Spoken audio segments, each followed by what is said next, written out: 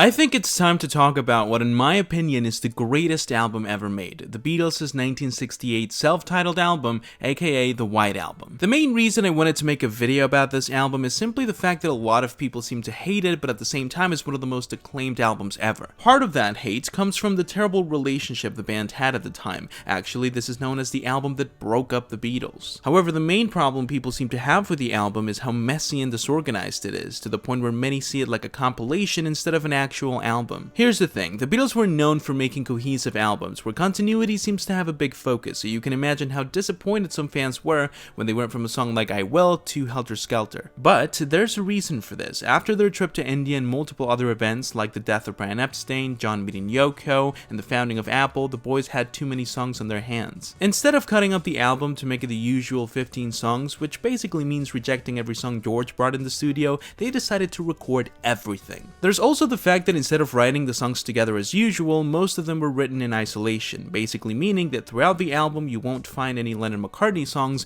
but songs by Lennon and songs by McCartney. I know, it sounds like a recipe for disaster, but the result is the most diverse album, songwriting-wise at least, I've ever heard. Cause what you have here is three of the best songwriters of all time fighting to see who's better, and the best part is that there's no clear winner. This album was also extremely influential thanks to songs like Helter Skelter, Revolution No. 9, and While My Guitar Gently Weeps. In other words, this album is way more than the sum of its parts, so even though it's definitely messy, there's almost no continuity at all, and yeah, production-wise it's not as calculated as some of the band's other albums. None of that matters at all when the result of that experiment is perhaps the most exciting album ever released. So the next time you listen to this album, forget about the rules, forget about the norms, and just focus on the music, and I promise you'll love it too.